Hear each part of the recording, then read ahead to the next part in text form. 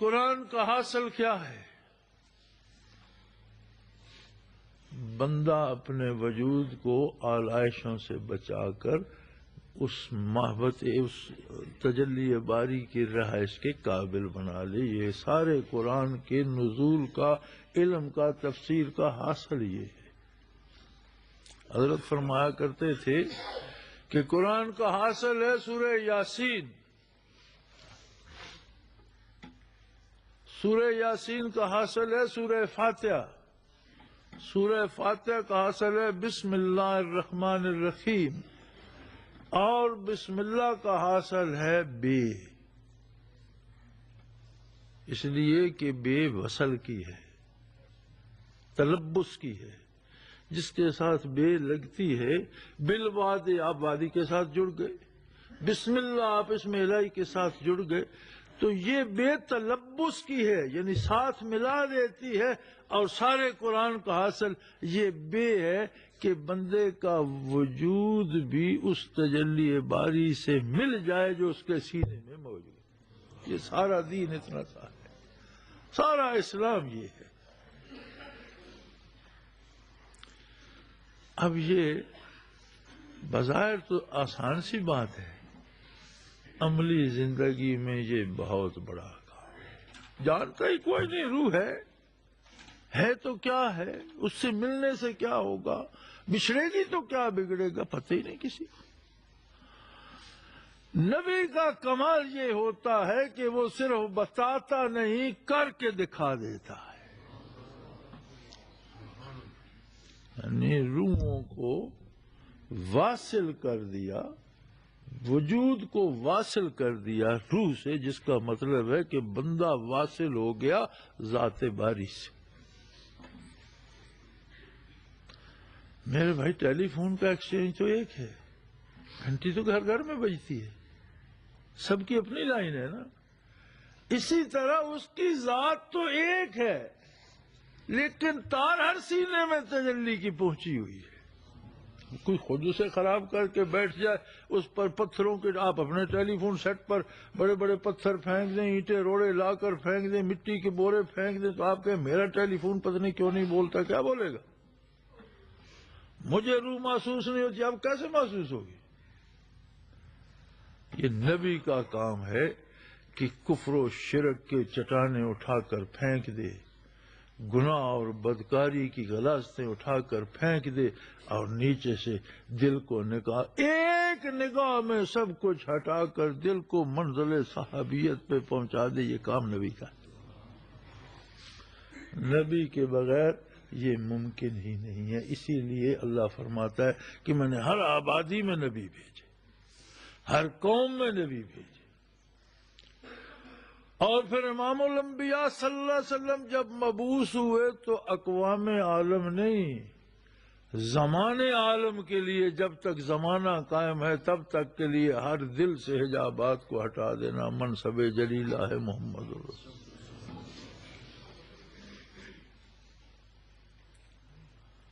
بات تو بڑی آسان ہو گئی. کننا کزوج حمامۃ فی ایکۃ متمتعین بصحۃ وشباب دخل الزمان بنا وفرق بیننا ان الزمان مفرق الاحباب. ہم تو کبوتروں کے جوڑے کی طرح، شاعر کہتا ہے کننا کزوج حمامۃ، ہم تو ایک کبوتروں کے جوڑے کی طرح بڑے پیار سے، فی ایکۃ متمتعین بصحۃ وشباب، اپنے گھونسلے میں صحت اور جوانی سے مزے لوٹ رہے تھے، جوانی کے خوش باش رہ رہے تھے. دخل الزمان بنا وفرق، زمانہ درمیان آ گیا، اس نے ہمیں الگ کر دیا. ان الزمان مفرق الاحباب، بے شک زمانہ دوستوں کو دوستوں سے دور کر دیتا. کام تو آسان ہے کہ اس کو لے جاؤ، دل کو، سینے کو محمد رسول اللہ کے سامنے، لیکن ہمارے درمیان تو زمانہ آ گیا. ہو کیا تم مدنی حیات طیبہ میں، ہو کیا تم مکی زندگی، کہاں ہو تم، کہاں لے کے جاؤ؟ کیسے ممکن ہے؟ ہاں تو بات لمحوں کی ہے، جو لمحہ تاخیر ہو گئی اس کا کفارہ نہیں ہو سکتا، یہاں صدیاں درمیان میں آ گئی۔ اب 15ویں صدی ہجری جا رہی ہے، 1500 سال کون عبور کرے، کون سینہ چیرے ان صدیوں کا، کون ہمیں لے کے جائے وہاں؟ یہاں پتہ چلتا ہے کہ ضرورت شیخ بھی ہے، کسی ایسے کی ضرورت ہے جس کی نگاہ میں صدیاں ختم ہو چکی ہیں، جس کی بارگاہ میں فاصلے مٹ چکے ہوں، کوئی ایسا جو صدیوں کو چیر کر آج بھی حضور نبوی سے جس کا سینہ منور ہو، کوئی ایسا چاہیے، اسے کہتے ہیں شیخ۔ کوئی جوں زمانہ دور ہوتا جائے گا شیخ کی ضرورت تو شدید تر ہوتی ہے، اور یہ کوئی آسان کام نہیں ہے کہ لتڑے ہوئے وجودوں کو مے خانوں سے لے کر، کلبوں سے لے کر، ہوٹلوں سے لے کر، سیرگاہوں سے لے کر، گناہ کے مراکز سے لے کر کو آشنائے کوئے یار کر دے، اور وہ سر جو کبھی میخانے کی دیواروں سے پٹکا کرتے تھے وہ جا نمازوں پہ اور مساجد پہ جھک رہے ہیں، یہ کوئی آسان کام ہے کیا؟ یہ ویسے ہی ہو جاتا۔ ماں باپ جو اولاد کی پرورش کرتے ہیں اور نازوں سے پالتے ہیں ان کے کہنے سے نہیں رکتا، بیوی بچوں کو تباہ کر ان کے کہنے سے، یہ کون ہے جو پکڑ کر اسے بھی وہاں جھکا دیتا؟ کس قوت سے جھکاتا ہے؟ یہ شیخ ہوتا ہے۔ جس طرح سورج کے بغیر عالم بے چراغ ہو جائے، اسی طرح انبیاء کے بغیر کائنات بے چراغ ہو جاتی، اور جس طرح چاند ستارے سورج سے مستفید ہو کر تاریک راتوں میں رہنمائی کرتے ہیں، اسی طرح مشائخ عظام سینے کو محمد الرسول اللہ کی بارگاہ سے جگمگا کر دنیا کی تاریکیوں میں مخلوق کی رہنمائی کرتے ہیں۔ اب اگر کوئی ستاروں سے آنکھ بند کر لے اور چٹانوں سے ٹکراتا پھرے اور وادیوں میں بھٹکتا پھرے تو اس کی بد نصیبی ہے، اس کا اپنا فیصلہ ہے یا اس کی جہالت ہے۔ اب تو زمانہ ایسا آ گیا، خود کو عالم کہلانے والے کہتے ہیں یہ اس کی ضرورت کیا ہے، تو فضول کام ہے۔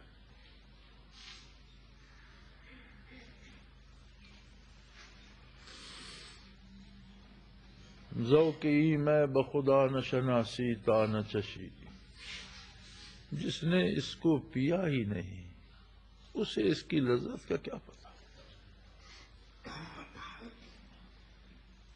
محبت کو سمجھنا ہے تو نہ سے خود محبت کر، کنارے سے کبھی اندازہ طوفان نہیں ہوتا۔ باہر کھڑے ہو کر فتوے دینے سے کیا حاصل، کبھی کر کے دیکھو، اور کسی دلیل کی ضرورت کیا ہے؟ کسی اللہ کے بندے کے ساتھ کچھ دن بیٹھ کے دیکھو، اللہ اللہ کر کے دیکھو، خود دلیل سمجھ میں آ جائے گی۔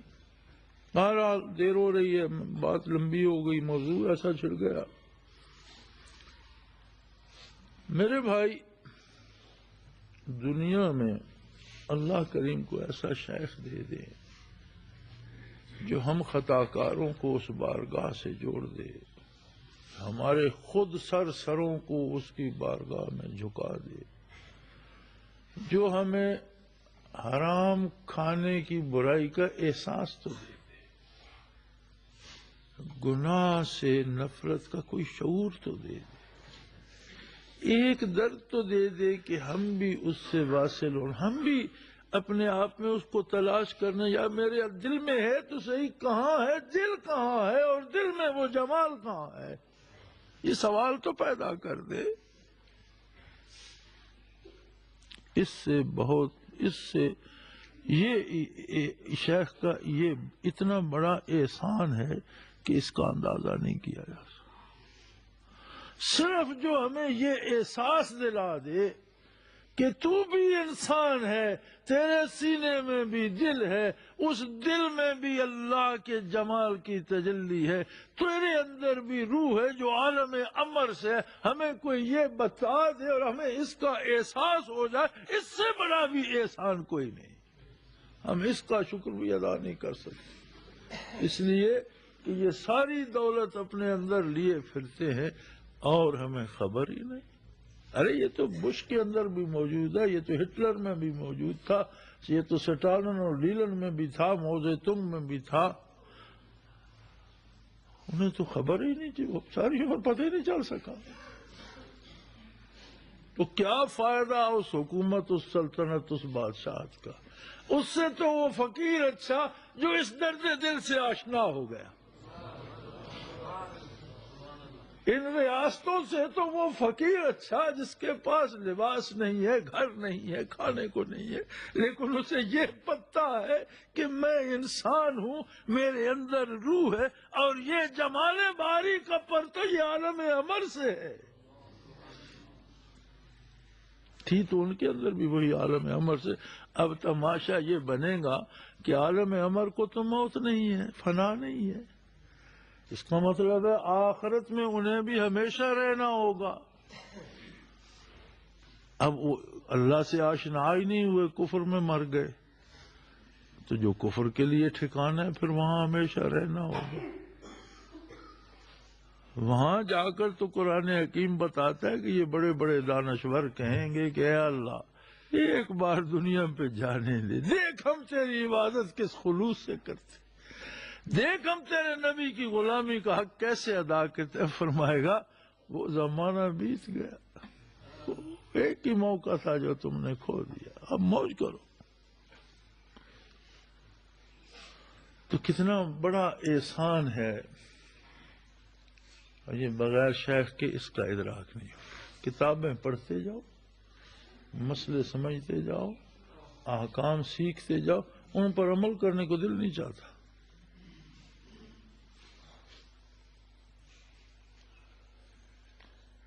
بہت مشہور مولوی صاحب تھے ایک،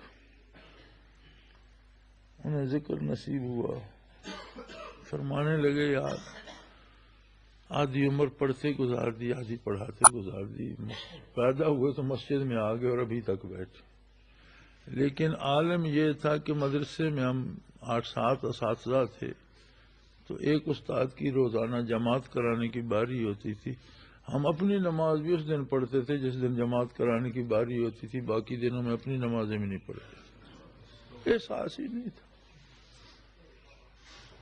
اب پتہ چلا کہ نماز ہے کیا، کیوں پڑھنی ہے، حاصل کیا ہے، اب نہیں چھوٹتی۔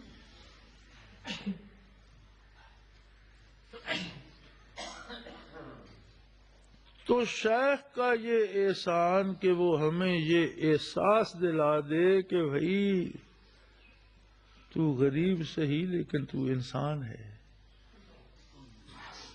تیرا وجود انتہائی سستے مادے اور مٹیریل کا صحیح لیکن تیرے اندر جو ہیرے اور جواہرات ہیں وہ سوائے انسان کے کسی کے اندر نہیں ہیں،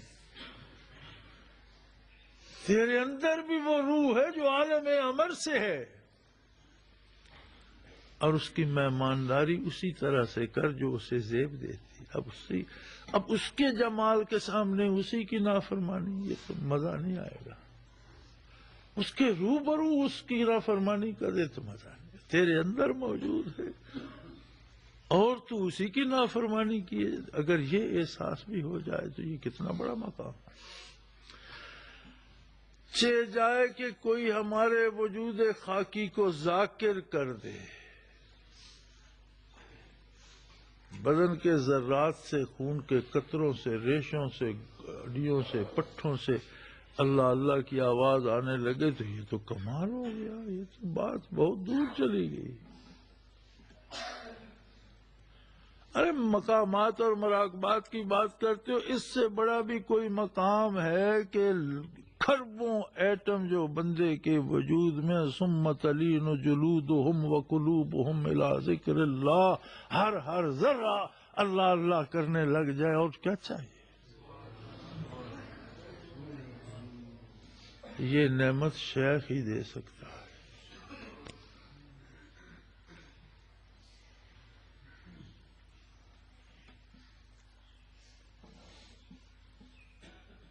مجھے پرسوں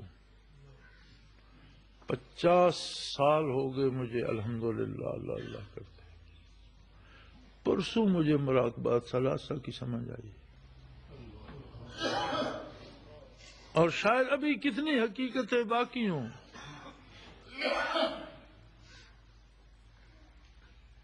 میں پہلے دن جب شیخ کے پاس بیٹھا رحمت اللہ تعالی علیہ تو انہوں نے جو توجہ دی تو اس میں مراقبات ثلاثہ کرائے۔